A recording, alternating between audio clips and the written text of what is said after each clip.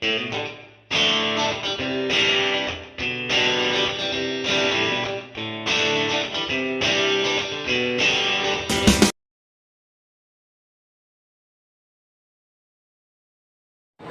go. Sa tasa tayo.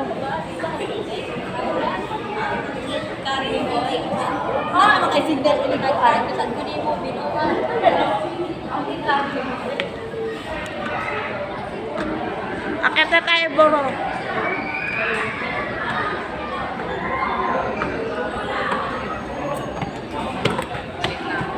May bayad pala. Saan? Sa massage share. Ah, may bayad.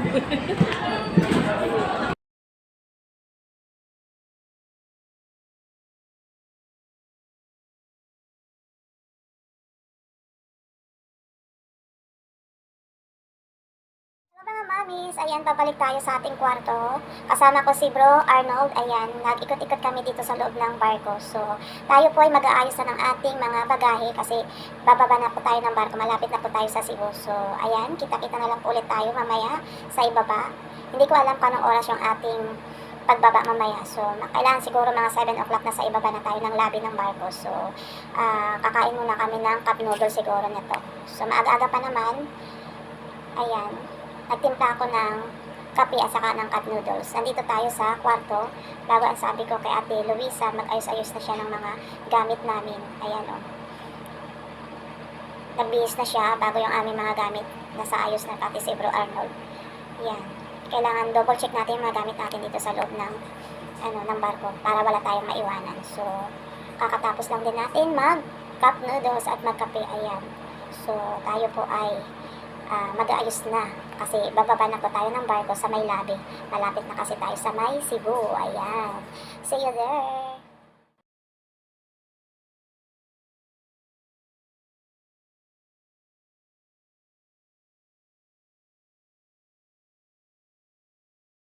Mo.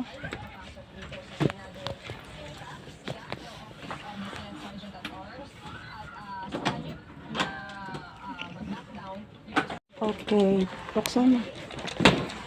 Okay guys. Oh, ready na ang aming mga gamit.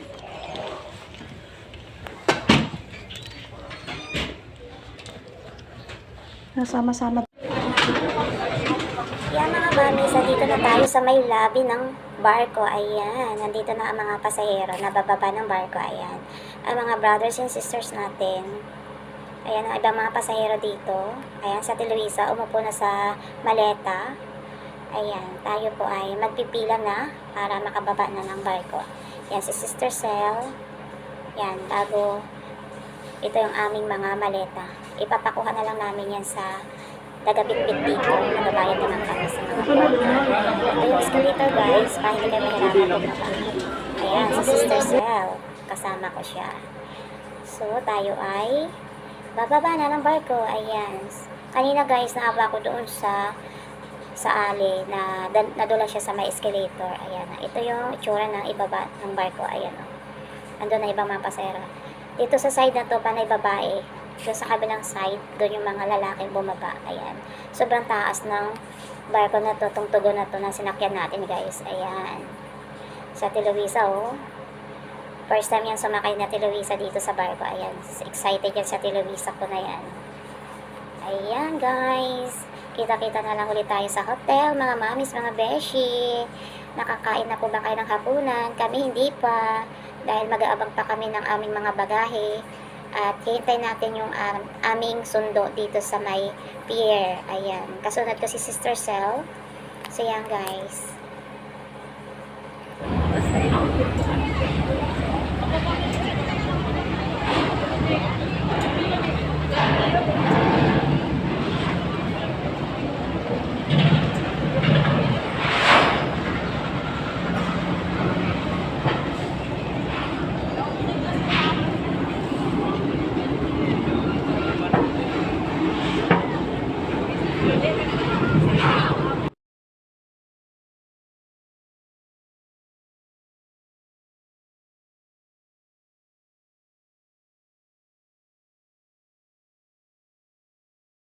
So yan mga mamis, mga besh, nandito na tayo sa ibaba ng barko. Ayan, grabe, ang laki ng to go, ang masagana. Ang ganda. Ang ganda niyan guys, sa totoo lang. First time kasi namin natin Luisa sumakay sa to go. Ayan, laki-laki ng barko bago ang ganda pa ng loob. So nakakatuwa. Ayan, naka-experience natin Luisa sa pagsakay ng magandang barko. Ayan. Iba yung mga pasahero, nag-aabang ng mga bagahe nila. Pati yung amin, inabangan din namin yung aming mga maleta. Ayan sa Luisa, inabangan yung aming maleta. Ayan o. Gabi na guys. Mga 9 o'clock na ng gabi siguro ngayon. Ayan si Sister Cell. Kanya yung maleta na yan eh. Ayan. Nauna na si Bro William kasi tinitingnan niya yung ating sundo na andyan na daw yung sundo natin. So, ito yung ating mga maleta. Yan, binibilang ni Sister na Len. Yung sa amin wala pa. Wala pa yung maleta. Ayun, yung aming maleta. Daladala na ni Kuya. Gagaling ng mga porter dito. Nakakatuwa sila. Ayan. Ayan na yung aming maleta. So, yan guys. Ayan, sipag ni Kuya. Thank you, Kuya.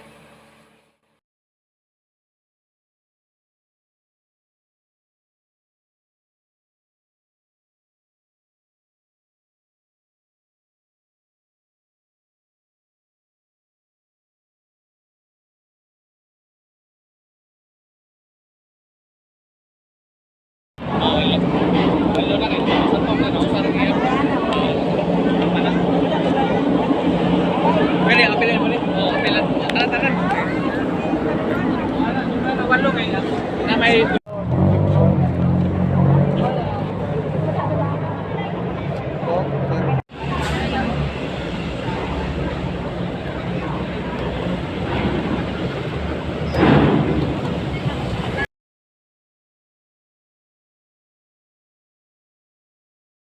So yan guys, ito yung ating sundo, brothers din natin sa BCPB. Yan tayo sasakay sa may L300. Ayan, kasya tayo dyan. At ihatid po tayo sa hotel nila bro. Ayan. So yan, nakasakay na tayo sa sasakyan. Ayan, sa Luisa, busy, kausap niya daddy niya. 9:30 na pala ng gabi. Ayan, palabas na po tayo ng pier. Going to hotel na tayo mga besh, mga mami.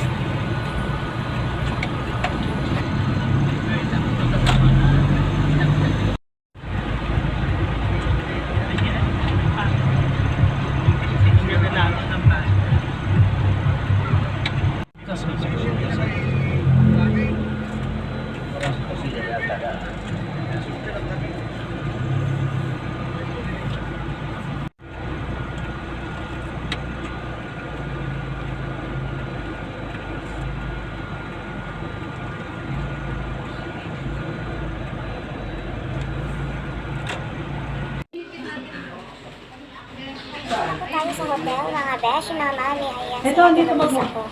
Sobrang pagod na rin sa biyahe, guys. Siguro, matutulog na lang tayo. Kasi pagod na magbiyahe. Ayan, sabi ko kay Bro William, itaas niya yung plaka. Welcome, BCPP, family. Ayan, ang mga brothers and sisters natin. Bago ito yung aming kwarto natin, Luisa. Ayan, maganda yung kwarto, guys. Binuhay na natin, Luisa, yung aircon. Ayan, nakakapagod magbiyahe. Siyempre, ang biyahe namin, galing pa kami ng Mindoro, diba? From Mindoro, Manila, and Cebu. Ayan, see you tomorrow. Bago ito yung aming, CR. Ayan. Magabisa tayo, guys. Matutulog na ang Tisyang Gala, pagod magbiyahe. Sa Luisa, nakatulog na yan. Ayan, kita-kits na lang po tayo tomorrow, guys.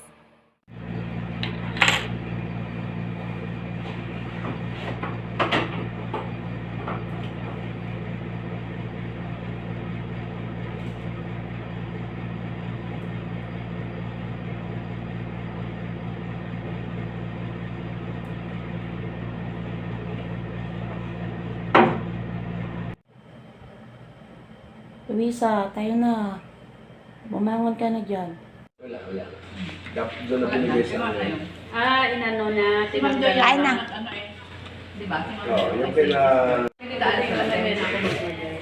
Pero ang gagawin Kaya na kayo. Kain tayo, guys. Ano yung pinili nyo? Janelas. Ayos na. Parang-ses? Wow. Inano sa mga? Ay, ang ganyan lang. Pinapalos na. Tapos ang sasahig. Laksan ba eh? Maglupa na lang kayo. Laksan mo para maniwala kami.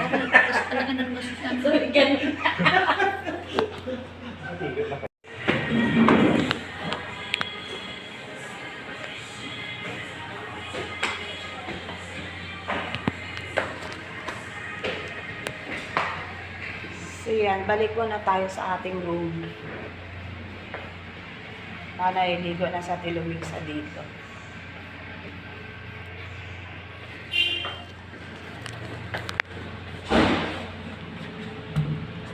So guys, dumato yung aking pamangkin.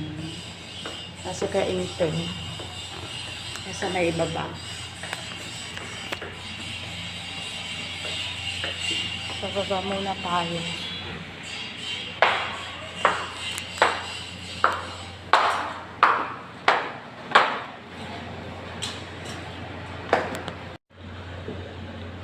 So, pumunta yun.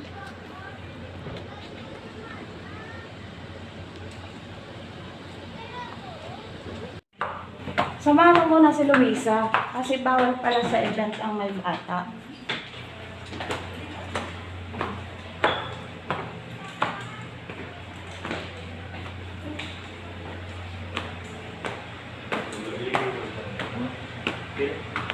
Ano?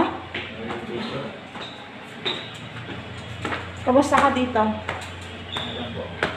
Anak mo. Samahan mo muna yan. Gala mo muna yan si Luisa. Ah! Ito na lang. Pwede, isang ko muna sa din sa ano, kuha kami dyan. Dito ko ng damit mga mamis, mga beshi. Wala pa yung aking pamangkin na si Vincent. Diba, kakatapos lang natin mag-almusal. Kasama sila Sister Sel at Sister Annalyn at mga mga ka-brother natin sa PCPP. So, ayan. Tapos na kami mag-breakfast. Babalik na ako dito sa room namin. Dito sa kwarto. Yan. Sabi ko Kate Luisa, maligo na siya. Dumating ang kuya inteng niya. Nagpalit ako ng damit. Mamaya pa palang aming lakad. Mamaya pa palang lakad natin, guys. So, yan. Hilata muna tayo dito sa kwarto. Pahiga-higa muna tayo dito sa loob ng kwarto. O, diba? Sarap ng buhay. Dito siyang gala. Relax muna ang tisyang gala dito. Andito tayo sa RE Villanueva Street, 3941 Pilais Extension sa Barangay Santa Cruz, Cebu. O diba? Nandito tayo ngayon, guys. So yan, guys, panoodin nyo po ang ating mga vlog na na-upload ko na nakaraan. Ibalik from Mindoro, nagsakay tayo ng barko. After ng vlog na yon, bago siyempre nagtambay muna tayo sa Manila, doon sa bahay ni Sir Danny. Siyempre kasama natin ang mga brothers and sisters natin. So, nagpalipas muna tayo ng ilang oras doon bago after na yon, nagpunta tayo sa Manila Pier. Ayan, para makasakay sa Tugo na barko. Ayan. So, after na yung upload na yon ng mga video natin doon, yung ganap natin sa Tugo. Ayan. Free ang breakfast namin doon at free yung lunch namin doon kahit mahal yung ating pamasahe sa Tugo. Ayan. So, first time namin makasakay natin Luisa at syempre first time ko rin makasakay sa ganung kagandang barko, diba? Tugo, masagana yung barko na sinakyan natin. So, bago kagabi, umuwi tayo dito sa hotel, hinatid tayo dito. Mga 9:30 na tayong dumating dito. So, panoodin nyo na lang yung guys, yung ating mga video, yung mga ganap na video natin sa barko na pababa. So, bago dito sa my hotel. O yan. Yan yung ating vlog for today, diba? Another vlog na naman tayo ngayon. So yan mga mami, mga beshi. Magawa na tayo sa ating mga gawaing bahay. Nakakain na ba yung mga Habi ang iyong asawa, mga anak, dapat nakakain na kasi tanghali na. Mag-aalas 10 na ng umaga. Siyempre, dapat mga gawaing bahay natin, nagawa na natin. So, kahit magulo ang Pilipinas, kahit magulo ang Senado ngayon, i-enjoy na lang natin yung ating buhay. Lumaban tayo ng patas. So, o diba, kailangan natin lumaban at magtrabaho ng tama, ayan, ayon sa Diyos. So yan guys, hanggang dito na lang ating vlog for today. Thank you so much sa walang sawa niyong pagsuporta sa aming channel sa Tisyang Gala. Huwag niyo pong kalimutan na kayo ay mag-subscribe, paki-like, and share, and mag-iwan po kayo ng comment sa comment section sa ibaba. So yan guys, hanggang dito na lang ating video for today. Thank you for watching. God bless to us. Ingat-ingat po tayo. Lumaban po tayo ng patas at magdasal sa Diyos Amang Lumikha. Bye!